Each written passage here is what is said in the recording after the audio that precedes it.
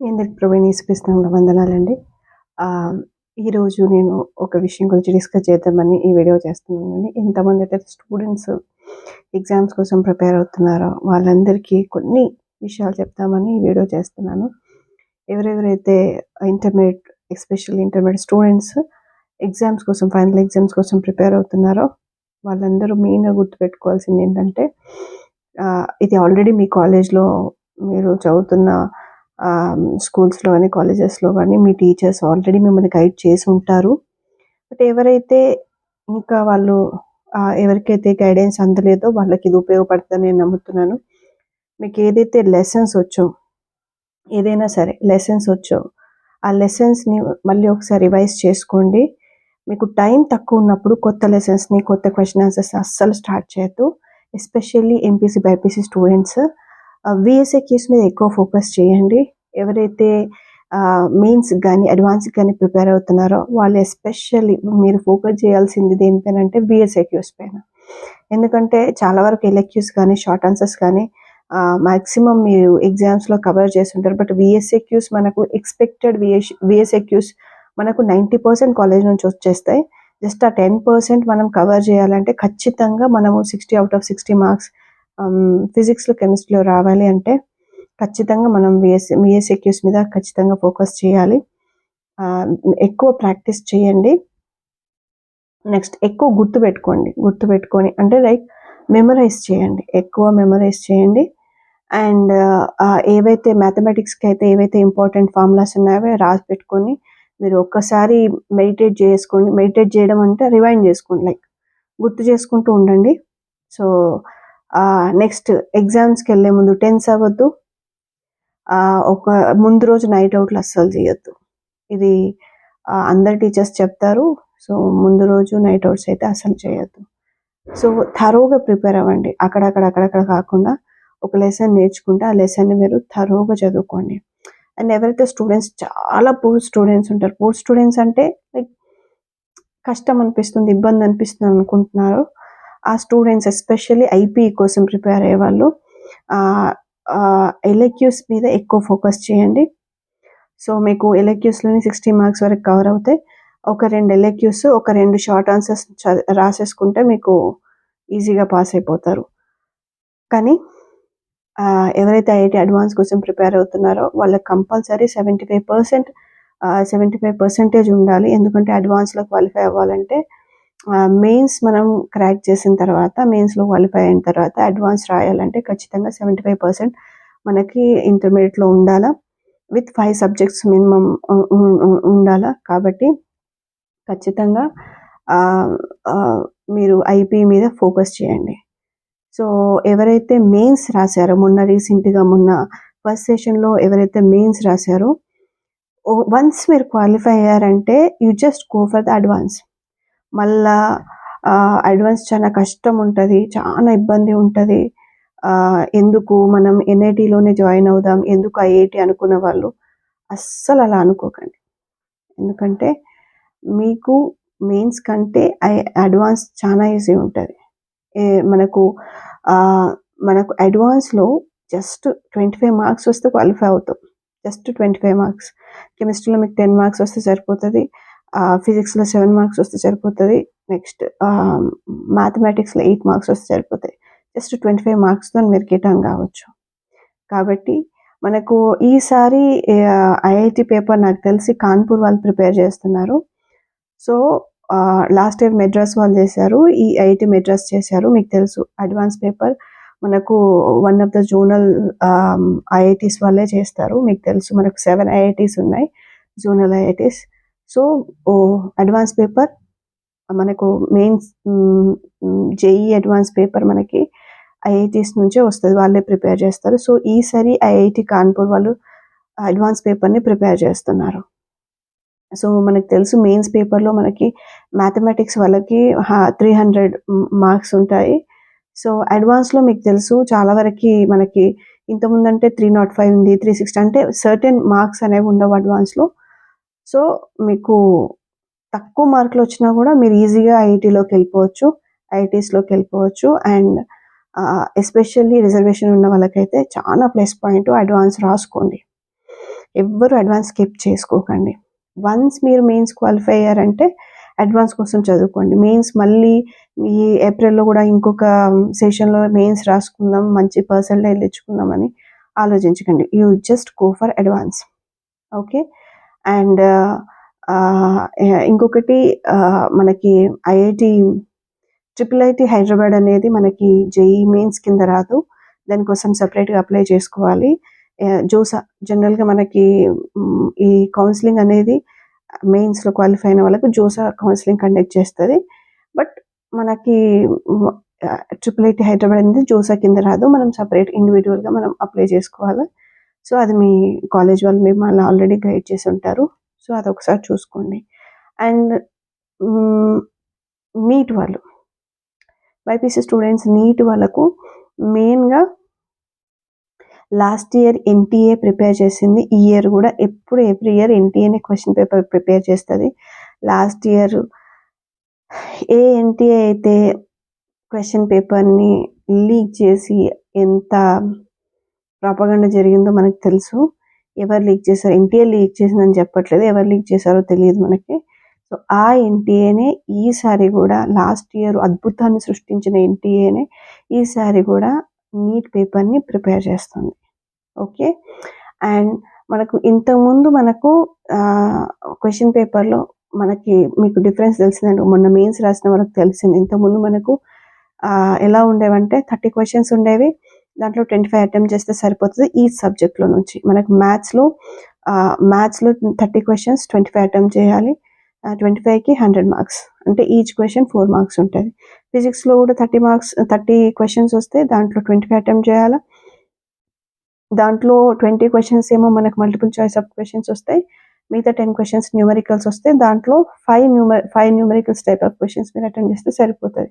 But ఈ year మనకి ఇది ఇప్పుడు 2019 తర్వాత ఇది అంటే కరోనా టైంలో ఇది ఇంట్రొడ్యూస్ చేశారు. బిఫోర్ కరోనా మనకు ఈ ప్యాటర్న్ లేదు. బిఫోర్ కరోనా ప్యాటర్నే ఇప్పుడు ఫాలో అవుతున్నారు. అంటే మనకు 25 క్వెషన్సే వస్తాయి. There is no option. 25కి 25 మీరు అటెంప్ట్ చేయాలా. మెయిన్స్ వాళ్ళు 20 క్వెషన్స్ మనకు మల్టిపుల్ చాయిస్ ఆఫ్ క్వెషన్స్ ఉంటాయి. 5 క్వెషన్స్ న్యూమరికల్స్ ఉంటాయి. సో, అన్నీ మనం అటెంప్ట్ చేయాల్సిందే. వస్తే మనకు వేరే ఆప్షన్ లేదు. మనకు కరెక్ట్ ఆన్సర్ చేస్తే 4 మార్క్స్, రాంగ్ ఆన్సర్ చేస్తే -1 మీకు తెలుసు. Right. And same physics, chemistry కూడా సేమ్ ఇదే ప్యాటర్న్ ఉంటుంది. 25 క్వెషన్స్‌కి 100 మార్క్స్ ఉంటాయి. ఒకవేళ కరెక్ట్ రాస్తే 4 మార్క్స్, తప్పు రాస్తే -1 మార్క్స్. సో, జేఈఈ మెయిన్స్ వాళ్ళకి 300 మార్క్స్ ఉంటాయి. నీట్ వాళ్ళకు 720 మార్క్స్ ఉంటాయి. ఓకే. సో, మనకి ఇంతకుముందు కూడా సేమ్ ఎలా 45 క్వెషన్స్ ఇంతకుముందు అంటే మనకి 50 క్వెషన్స్ వచ్చాయి. మనకి దాంట్లో 45 క్వెషన్స్ అటెంప్ట్ చేస్తే చాలు. 45 క్వెషన్స్ అంటే ఈచ్ క్వెషన్‌కి 4 మార్క్స్ మనకి. సో, ఒక్కొక్క సబ్జెక్ట్‌కి 180 మార్క్స్. సో, అలా మనకు టోటల్ 4 సబ్జెక్ట్స్ ఉంటాయి కాబట్టి బాటనీకి 180, జువాలజీకి 180, ఫిజిక్స్‌కి 180, కెమిస్ట్రీకి 180. టోటల్ మనకు 720 మార్క్స్ ఉంటాయి. ఓకే. 45 ఇంతకుముందు 50 క్వెషన్స్ వచ్చాయి. 45 అటెంప్ట్ చేయాలి. బట్ ఈసారి ఆ ఆప్షన్ లేదు. 45కి 45 అటెంప్ట్ చేయాల్సిందే. అండ్ ఎస్పెషల్లీ నీట్‌కి ప్రిపేర్ అయ్యే వాళ్ళు ఇంతకుముందంటే ఒక క్వెషన్ ఇస్తే ఒక కాన్సెప్ట్ బేస్ చేసుకొని ఒక క్వెషన్ వచ్చేది. బట్ ఈసారి ఆప్షన్స్ లేవు కాబట్టి ఒక్కొక్క క్వెషన్‌లో 2 కాన్సెప్ట్స్ కంబైన్ చేయొచ్చు. ఒక్కొక్క క్వెషన్‌లో 3 కాన్సెప్ట్స్ కూడా కంబైన్ చేసి చెప్పొచ్చు. రైటా? అండ్ ఫర్ ఎగ్జాంపుల్ ఇప్పుడు మనకి అయనైజేషన్ ఎంథాల్పీ ఉందనుకోండి. అయనైజేషన్ ఎంథాల్పీకి నెక్స్ట్ అటామిక్ సైజ్‌కి నెక్స్ట్ మనకి మెటాలిక్ నేచర్‌కి ఏవైతే సంబంధాలు ఉన్నాయో వాటిని బేస్ చేసుకొని ఈ 3 కాన్సెప్ట్స్ కలిపి మనకు క్వెషన్ అడగొచ్చు. కెమిస్ట్రీలో ఫర్ ఎగ్జాంపుల్ చెప్తున్నాను. సో, అలా మనకి ఒకటే క్వెషన్‌ని 2, 3 కాన్సెప్ట్స్ కలిపి మనకు క్వెషన్స్ ఇవ్వచ్చు. కాబట్టి మీరు థరోగా చదువుకోండి. ఈసారి ఎవరైతే ఫస్ట్ ఇయర్ కంప్లీట్ అయిన వాళ్ళు ఉంటారో వాళ్ళు రిఫరెన్స్ బుక్స్ చదువుకోండి. ఎవరైతే సెకండ్ ఇయర్ కంప్లీట్ అవుతున్న వాళ్ళు ఉన్నారో వాళ్ళు మాత్రం ఎన్సీఈఆర్టీ ఫస్ట్ చదవండి. ఇన్ టెక్స్ట్ క్వెషన్స్ ఉంటాయి కదా, ఖచ్చితంగా అవి చదవండి. ఓకే. బైపీసీ వాళ్ళకి చెప్తున్నాను, అసలు ఎన్సీఈఆర్టీలో బయాలజీని ఒక్క బిట్ కూడా స్కిప్ చేయకుండా థరోగా చదవాలి. సో, చాలా మందికి 360 ఔట్ ఆఫ్ 360 బయాలజీలో చాలా మందికొస్తాయి. పోయేది ఎక్కడ పోతాయంటే ఫిజిక్స్, కెమిస్ట్రీలో పోతాయి. సో, కెమిస్ట్రీ మట్టికి మనకి ఆహ్, ఎక్కువ, ఎక్కువ మొన్న లాస్ట్ టైమ్ మనకి సిలబస్ కొంచెం పెంచారు, కొంచెం రెడ్యూస్ చేశారు, కొంచెం యాడ్ చేశారు. కాబట్టి చూసుకొని మీ టీచర్స్ గైడెన్స్‌తోని చదువుకోండి. ఓకే. అండ్ ఈ టైంలో కొత్త కాన్సెప్ట్స్ ప్రిపేర్ అయ్యే ఆలోచనలు పెట్టుకోకండి. ఏవైతే పాత కాన్సెప్ట్స్ అంటే కొత్త కాన్సెప్ట్స్ ఇన్ ద సెన్స్ మీకు ఏవైతే వచ్చో వాటిని బాగా చదవండి. ఎట్లా అంటే నిద్రలో పడినా కూడా చెప్పేటట్టు. అట్లా చదివిన తర్వాతనే మళ్ళా నెక్స్ట్ కొత్త కాన్సెప్ట్స్‌లోకెళ్ళండి. ఓకే. అండ్ ఇంకొకటి ఐఐటీకి కోసం ప్రిపేర్ అయ్యే వాళ్ళకి చెప్తున్న స్టూడెంట్స్‌కి మ్యాథమెటిక్స్ కోసం టైం ఎక్కువ వేస్ట్ చేసుకోవద్దు. Focus on physics and chemistry. ఈజీగా వస్తది ఫిజిక్స్, కెమిస్ట్రీ. సో, అవి ఎక్కువ చదువుకొని మ్యాథ్స్ నా స్టూడెంట్స్ చాలామందున్నారు. ఫిజిక్స్, కెమిస్ట్రీ బాగా చదివి మ్యాథ్స్ ఒక 7, 8 క్వెషన్స్ చదివి 97 పర్సెంటైల్, 98 పర్సెంటైల్ తెచ్చుకున్న వాళ్ళు కూడా జేఈఈ మెయిన్స్‌లో ఉన్నారు. సో, అడ్వాన్స్‌కి కూడా వాళ్ళు టైం వేస్ట్ చేయరు. ఫిజిక్స్, కెమిస్ట్రీ ఎక్కువ చదువుతారు. మ్యాథ్స్‌లో ఏవైతే టాపిక్స్ ఉంటాయో అవి ఇగ అంత 6-7 చాప్టర్స్ ఇగ ఎట్లా వచ్చినా ఆన్సర్ చేసేటట్టు చదువుకోవాలి. సో, అప్పుడు మీకు మంచి మార్క్స్ గెయిన్ చేసుకోవడానికి ఛాన్స్ ఉంటది. ఓకే. అండ్ ఎవరైతే ఎగ్జామ్ అటెంప్ట్ చేస్తున్నారో, ఎవరైతే అంటే కాంపిటీటివ్ ఎగ్జామ్స్ అటెంప్ట్ చేస్తున్నారో వాళ్ళు అంటే మెయిన్స్ గానీ, అడ్వాన్స్ గానీ, నీట్ గానీ first question paper, terms and conditions చదవండి.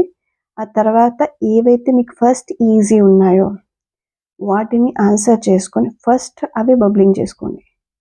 First easy questions. తర్వాత కొంచెం కష్టం ఉన్నవి చేసుకోండి. So that you can save the timings. And ఈ టైంలో మీరు ఎగ్జామ్‌కెళ్ళే ముందు ఎక్కువ చదవడం కంటే ఎక్కువ క్వెషన్స్ ప్రాక్టీస్ చేయండి. మీ దగ్గర టెస్ట్ పేపర్స్ ఉన్నా, సీరీస్ ఉన్నా ఎక్కువ క్వెషన్ పేపర్స్ అంటే క్వెషన్ ప్యాటర్న్స్ ప్రాక్టీస్ చేయండి. మీకు టైం సేవ్ అయితది దానికి. సో, కాంపిటీటివ్‌లో ఆన్సర్ చేయడం ఎంత ఇంపార్టెంటో ఇన్ టైమ్‌లో క్వెషన్ పేపర్ కంప్లీట్ చేయడం కూడా అంతే ఇంపార్టెంట్. సో, ఎక్కువ క్వెషన్స్ ప్రాక్టీస్ చేయండి. దానివల్ల మీకు చాలా బెనిఫిట్ ఉంటది. సో, ఇంకొకటి ఇవన్నీ అందరు టీచర్స్ చెప్తారు. ఇప్పుడు నేను అసలు విషయం చెప్పాలనుకుంటున్నా. ఎవరైతే పిల్లలు ఎగ్జామ్ రాసే పిల్లలు కలిగి ఉన్న తల్లిదండ్రులు ఉన్నారో వాళ్ళకు చెప్పే రిక్వెస్ట్ ఏంటంటే ప్లీజ్ పిల్లల్ని మీరు ఫోర్స్ చేయకండి. వాళ్ళని భయపెట్టొద్దు. వాళ్ళని ఇబ్బంది పెట్టొద్దు. వేరే వాళ్ళతో కంపేర్ చేసి వాడు అట్లా చదువుతున్నాడు, ఇట్లా చదువుతున్నాడు, నువ్వు ఇట్లా చదువుతున్నావు అని మాట్లాడొద్దు. First thing. ఎందుకంటే పిల్లలు మనకు ఇచ్చిన గిఫ్ట్స్, దేవుడిచ్చిన బహుమానాలు. సో, వాళ్ళను లాస్ట్ మొమెంట్‌లో వాళ్ళ మీద ప్రెషర్ పెట్టొద్దు. సో, వాళ్ళని ఎంకరేజ్ చేయండి. వాళ్ళకి టైం ఇవ్వండి.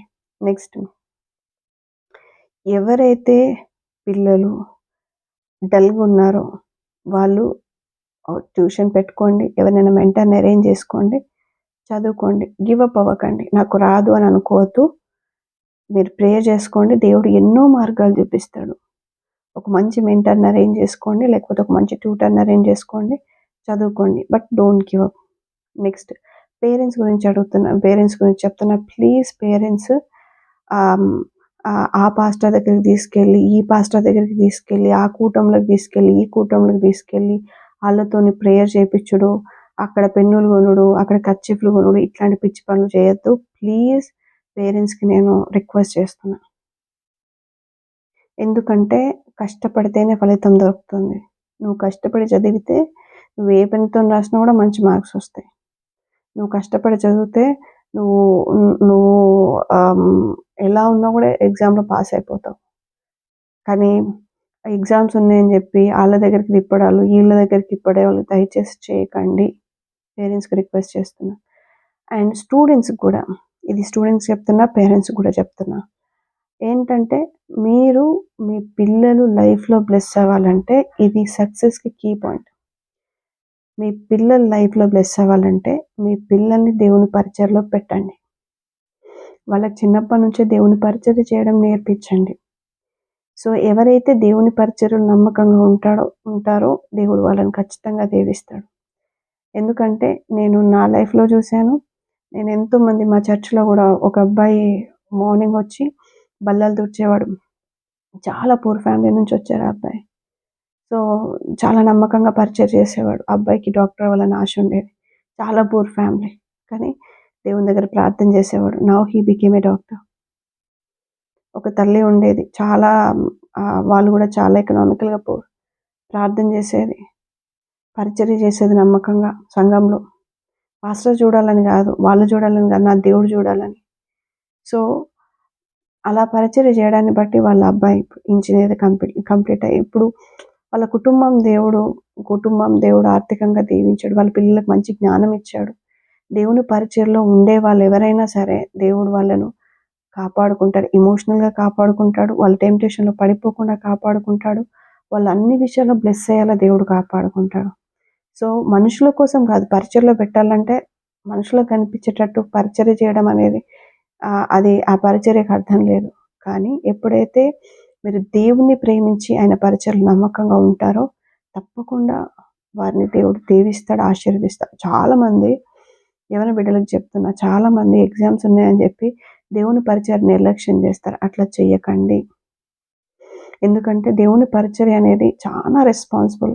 అంటే దేవుడు ప్రేమించి మిమ్మల్ని నమ్మకంతో మీకు అప్పచెప్పాడు. ఎటువంటి పరిస్థితులైనా సరే పరిచర్యను పక్కకు పెట్టకండి. సో, అది నేను నేర్చుకున్నాను మా సంఘంలో ఆహ్, సే మా పాస్టర్ గారు మాకు నేర్పించారు. నాకు రేపు ఎగ్జామ్ ఉందనంగా కూడా ఈరోజు వచ్చి పరిచర్య చేసుకునే రాత్రి గూడా దేవుని సంఘంలో ఉండి ఎళ్లి ఎగ్జామ్ రాసిన రోజులు గూడా ఉన్నాయి.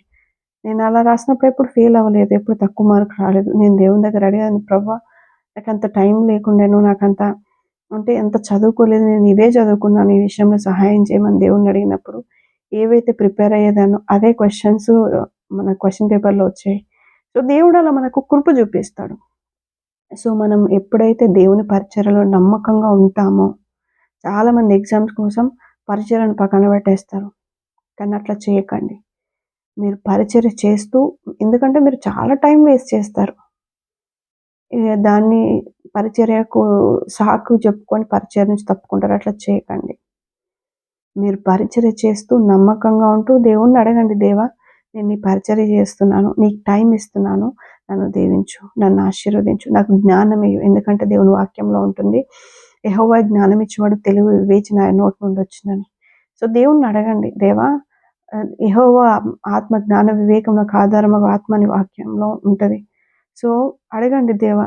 Give me the spirit of understanding అని చెప్పేసి దేవుణ్ణి అడగండి. ఖచ్చితంగా ఇస్తాడు దేవుడు. అర్థం చేసుకోవడం దేవుడు నేర్పిస్తాడు.